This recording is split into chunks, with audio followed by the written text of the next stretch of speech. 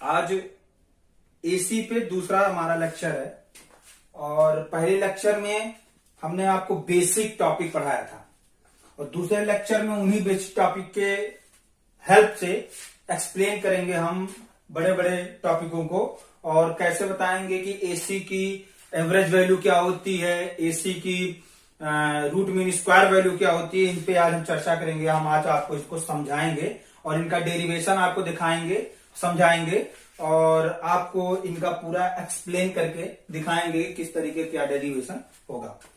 सबसे पहले तो उन लोगों का बहुत बहुत धन्यवाद जिन्होंने हमारे चैनल फिजिक्स अपना अड्डा को सब्सक्राइब किया और शेयर किया और अपना कमेंट दिया और अपना मत बताया कि वीडियो उनको कैसी लगी। आपका बहुत बहुत आभार है और इसी तरह आप अपना प्यार हमारे ऊपर बनाए रखिए और हमारी वीडियो को लाइक, शेयर, कमेंट और सब्सक्राइब हमारे चैनल को करते रहिए। ठीक है, तो हम पहला टॉपिक आपको पढ़ाने जा रहे हैं, एवरेज वैल्यू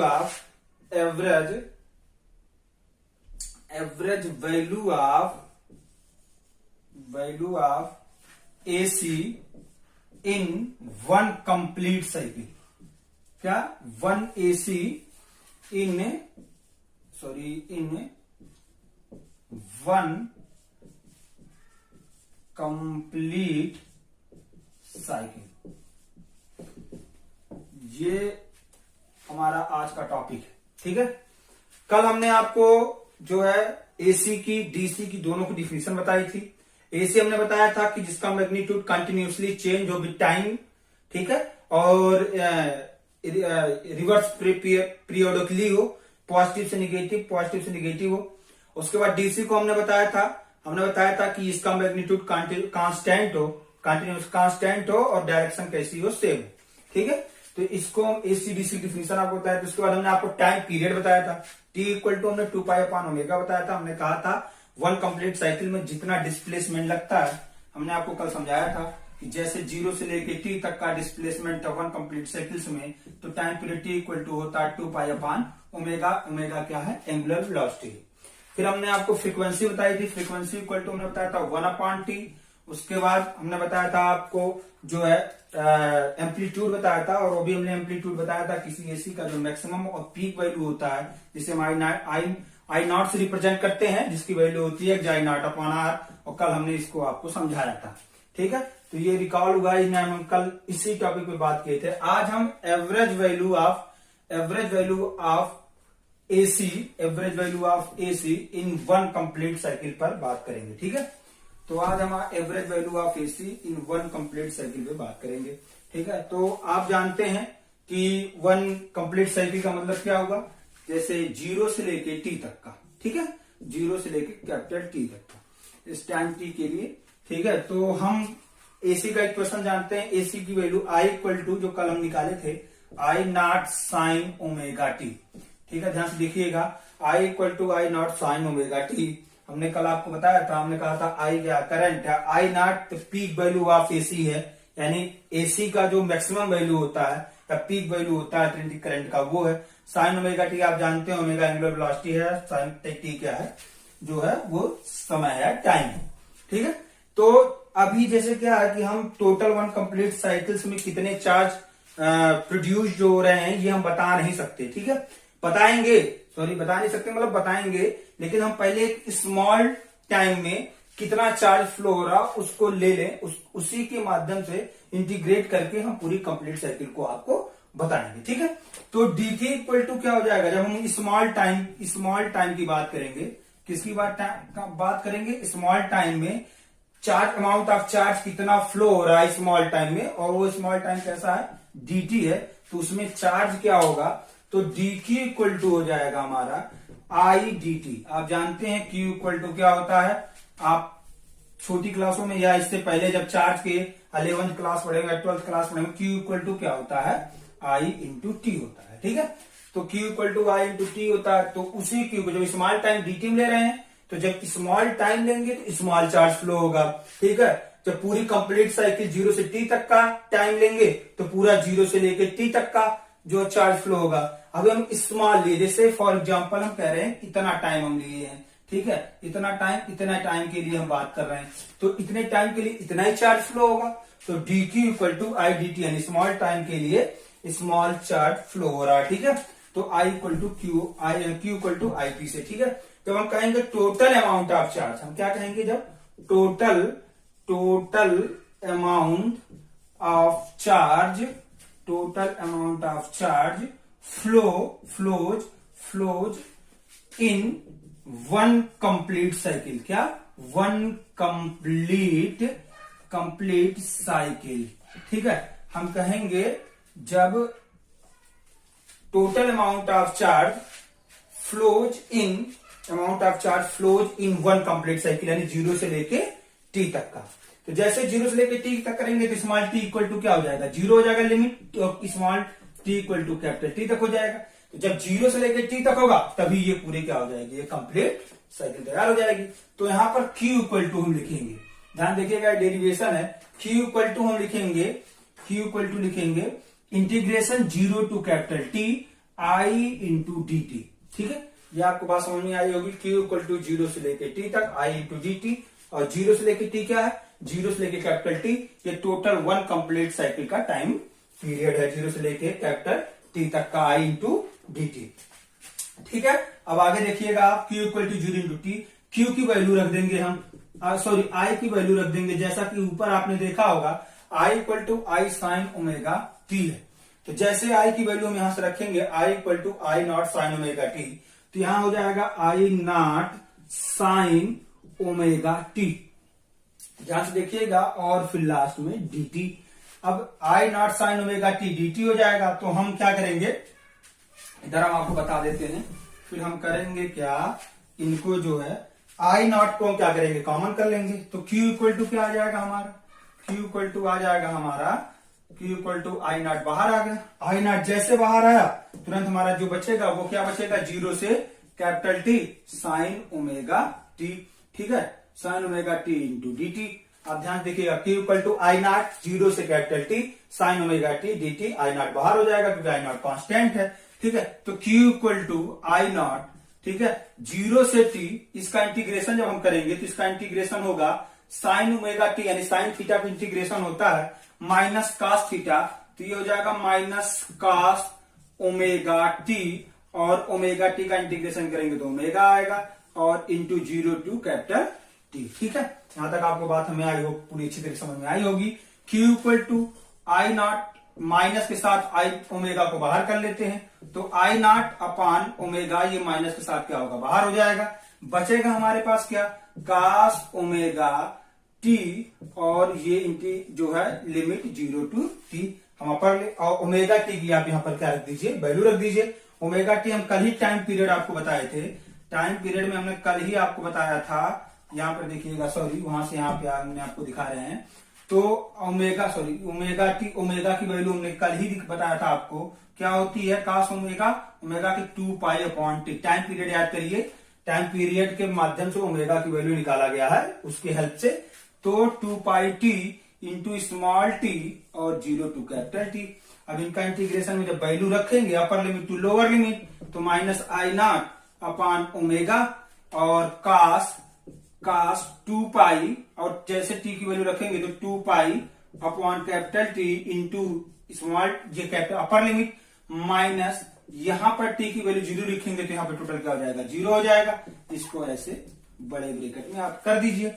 जैसे Q इक्वल टू आप निकालेंगे तो यहाँ पर Q इक्वल टू क्या आ जाएगा, जैसे आप Q इक्वल टू निकालेंगे यहाँ पे Q इक्वल टू आ जाएगा आपका जो है माइनस आई नॉट ओमेगा, और यहाँ पर आ जाएगा कास 2 पाई, क्योंकि T से T कैंसिल हो जाएगा, माइनस कास 0 माइनस कास 0, और जैसे आप लिखेंगे 2 पाई और माइनस 0, तो आप जानते हैं कि माइनस आई नॉट ओमेगा कास 2 पाई की जो वैल्यू होगी वो क्या होगा, 1 होगा, और माइनस कास 0 की वैल्यू भी 1 होगा, तो यानी Q इक्वल टू क्या आ जाएगा, 0 आ जाएगा। यानी आपका चार्ज जो है एक वन कंप्लीट साइकिल पे क्या आ जा रहा है, 0 आ जा रहा है। आप देख रहे हैं आपका जो चार्ज है वो वन कंप्लीट साइकिल पे क्या आ जा रहा है, 0 आ जा रहा है, ठीक है। तो आप इसकी एवरेज वैल्यू निकाल लीजिए, सॉरी यहाँ पर थोड़ा सा देख लीजिए, आप इसकी एवरेज वैल्यू यहाँ पे निकाल लीजिए। जब आप इसकी एवरेज वैल्यू निकालेंगे तो आई एवरेज इक्वल टू होगा, क्योंकि Q equal to I T होता है, तो I बराबर Q अपॉन टी हो जाएगा, Q अपॉन टी, तो टी क्या है, यहाँ पे टाइम पीरियड है, टोटल टाइम पीरियड ये वाला, ये टोटल टाइम पीरियड है, यहाँ से 0 से लेके कैपिटल टी तक का। तो जैसे आप रखेंगे यहाँ पे कैपिटल टी, तो यहाँ पे क्यू की वैल्यू जैसे आप रखेंगे तो एवरेज 0 अपॉन कैपिटल टी हो जाएगा। तो यानी आई एवरेज इक्वल टू हो जाएगा 0। यानी क्या हमको पता चला, हमको ये पता चला कि जो एवरेज वैल्यू ऑफ एसी होती है कंप्लीट साइकिल की, वो क्या होती है, 0 होती है। इसको ध्यान में रखिएगा, पीजीटी टीजीटी में भी पूछा जाता है ये क्वेश्चन इंटर का, कि जो वन कंप्लीट साइकिल का यानी एवरेज वैल्यू जो वन कंप्लीट साइकिल्स का होता है वो क्या होता है, तो वो जानना आपको, वो क्या होता है, 0 होता है। कभी कभी जस्ट हमने आपको एवरेज वैल्यू ऑफ जो है एक वन कंप्लीट साइकिल का बताया है। अब मीन वैल्यू व एवरेज वैल्यू ऑफ एसी बताएंगे या रिलेशन बताएंगे एवरेज वैल्यू ऑफ एसी और पीक वैल्यू या मैक्सिमम वैल्यू ऑफ एसी का। तो इसको एक नाम से और दिया जाता है मीन वैल्यू से आप कह सकते हैं मीन वैल्यू ऑफ एसी, या average value of AC in half cycles, या फिर आप इसको रिलेशन बिटवीन जो है I A B and I nought में भी दे सकते हैं। ये भी एक इक्वेशन, इसका एक जो है हेडिंग बन सकती है। ठीक है, तो अभी जस्ट अभी जब एवरेज वैल्यू प्रूव कर रहे थे, हम जानते थे एसी की जो वैल्यू है वो I equal I not sine omega T है। ठीक है, जब हम चूंकि हमने क्या कहा कि हाफ कंप्लीट साइकिल की बात करेंगे, ठीक है, तो क्योंकि हाफ कंप्लीट साइकिल की बात कर रहे हैं तो इसमें भी वही चार्ज होगा, अमाउंट ऑफ चार्ज उतना ही होगा अमाउंट ऑफ चार्ज जब कंप्लीट साइकिल 0 टी हाफ और टी। तो जैसे हम पूरे कंप्लीट साइकिल की बात कर रहे थे तो लिमिट 0 से टी रखते थे, हाफ कंप्लीट साइकिल की बात कर रहे हैं तो लिमिट 0 से लेके टी हाफ तक रखेंगे। ठीक है, तो इसमें भी एक स्मॉल टाइम लेंगे, स्मॉल टाइम हम कोई लेते हैं और जिसमें स्मॉल चार्ज फ्लो होता है। तो स्मॉल टाइम यदि हम टी लेते हैं, स्मॉल टाइम dt लेते हैं, तो dq इक्वल टू हो जाएगा i इंटू डी टी। ये होगा हमारा dq equal to i into D t हो जाएगा। ठीक है, जैसे dq equal to i into D t होगा, हम कहेंगे amount of charge in half cycle, या कहते हैं कि फर्स्ट हाफ साइकिल।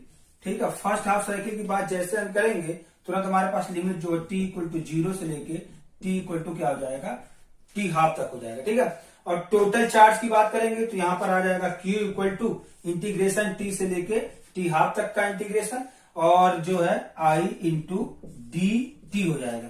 ठीक है, I इंटू डी टी हो जाएगा। लिमिट I की वैल्यू अभी भी हम देख रहे हैं, ऊपर ही लिखा I equal to I not sine omega T.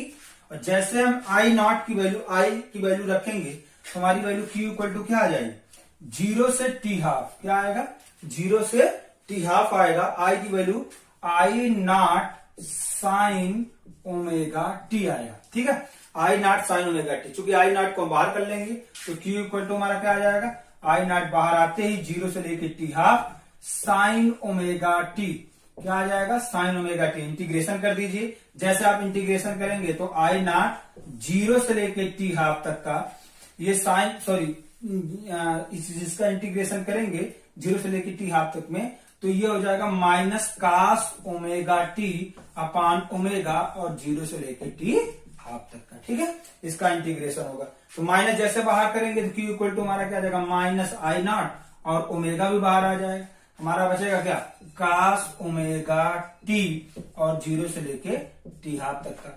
ठीक है, अब ओमेगा वैल्यू रख दीजिए। हमने बताया था आपको, कल ही बताया था कि टाइम पीरियड इक्वल टू होता है, टाइम पीरियड हमने बताया था t इक्वल टू होता है 2 पाई अपान ओमेगा, ये हमने कल बताया था आपको। तो टाइम पीरियड 2 पाई अपान ओमेगा होगा, तो यहां पर यदि हम ओमेगा वैल्यू निकालेंगे तो क्रॉस मल्टीप्लिकेशन करेंगे तो omega t omega equal to कितना हो जाएगा, 2 पाई हो जाएगा। तो ओमेगा इक्वल टू हो जाएगा 2 पाई बाई टी, यानी यहाँ ओमेगा की प्लेस पे हम 2 पाई अपॉन टी रख सकते हैं। और इससे पहले एवरेज वैल्यू में हमने रखा था, तो यहाँ पे हमने आपको समझा दिया। Minus I not omega value 2 pi upon T, और आप कहेंगे ये जो हो जाएगा कास, ये अपर लिमिट पहले रखी जाएगी तो ओमेगा वैल्यू क्या हो जाएगा 2 पाई, या फिर आप लिख लीजिए उसके बाद रखिएगा टी और इंटू स्मॉल टी 0 से लेके टी हाफ तक का। ठीक है, यहाँ तक बात आपको हमें आई होप अच्छी तरीके से समझ में आई होगी। उसके बाद हम क्या करेंगे, वैल्यू यहाँ पे आएंगे। ठीक है, और हम टी की लिमिट रख देंगे, जैसे upper limit to lower limit रखेंगे, upper limit to lower limit रखेंगे। जैसे हम क्यू इक्वल टू यहाँ पर कहेंगे, टी ऊपर चला जाएगा तो माइनस आई नॉट टी अपॉन 2 पाई, और यहाँ पर ब्रेकेट में जैसे हम रखेंगे यहाँ पर cos 2 pi upon T into T में, तो आप देख रहे हैं cos 2 पाई अपॉन टी और इंटू हो जाएगा टी हाफ। ठीक है, सॉरी यहाँ पे देखिएगा, यहाँ पे लिखा है इंटू टी हाफ और माइनस cos 0, क्या हो जाएगा माइनस cos 0। ठीक है, आई होप आपको दिखाई दे रहा होगा। Q equal to minus I naught t upon 2 pi, और ये t से t कैंसिल हो जाएगा, 2 से 2 कैंसिल हो जाएगा, और हम ये t से कैंसिल, 2 से कैंसिल आएगा cos पाई माइनस cos 0।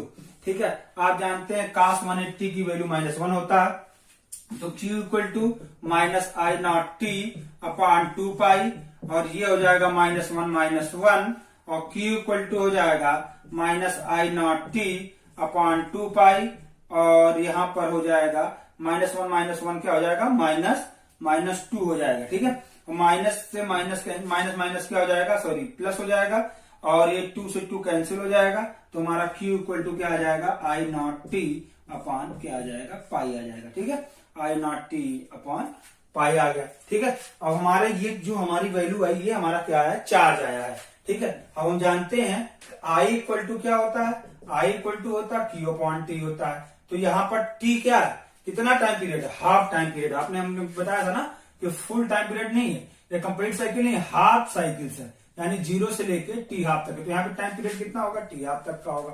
ठीक है, तो आई इक्वल टू क्यू की वैल्यू जैसे हम यहाँ पे रखेंगे, आई नॉट टी अपॉन क्या, आई नॉट टी और अपॉन पाई, और equal to t upon t half हो जाएगा।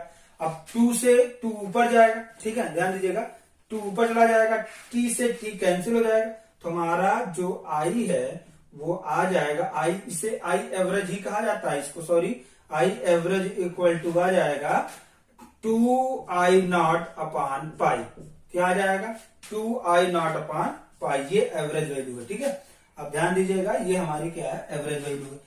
अब हम जब हम इसको थोड़ा सा रिलेशन आप देख रहे हैं I average upon I nought में, हमने कहा था relation between I average I nought में, इसकी यदि आप अप्रोक्सीमेशन में वैल्यू रखना चाहते हैं तो इसकी अप्रोक्सीमेशन में वैल्यू रख सकते हैं। आई एवरेज इक्वल टू आप लिख सकते हैं, जब आप 22 अपॉन 7 रखेंगे, 22 अपॉन 7 रख के जब उसको सॉल्व करेंगे, तो 22 अपॉन जब 7 आप रखेंगे और उसके बाद सॉल्व करेंगे, तो अप्रोक्सीमेशन में इसकी वैल्यू जो आएगी वो 0.637 आई नॉट आएगी। ठीक है, तो ये एक रिलेशन हो गया average value in half cycle, या जो हम मेन वैल्यू या एवरेज वैल्यू ऑफ एसी का। ठीक है, तो ये आज आपको 2 टॉपिक हमने पढ़ाया है। फिर हम चूंकि लंबा वीडियो नहीं करना चाहते, इसलिए आरएमएस आज नहीं पढ़ाएंगे, कल हम आपको आरएमएस वैल्यू पढ़ाएंगे, और प्लस इस पे 1-2 क्वेश्चन 100% हम लिख के ले आएंगे, और जो आपको हम न्यूमेरिकल का समझाएंगे। ठीक है, बहुत बहुत धन्यवाद आपका, और इसी तरीके से अपना प्यार और मोहब्बत बनाए रखिए, और हमारी वीडियो को लाइक शेयर और कमेंट करते रहिए। जय हिंद, जय भारत।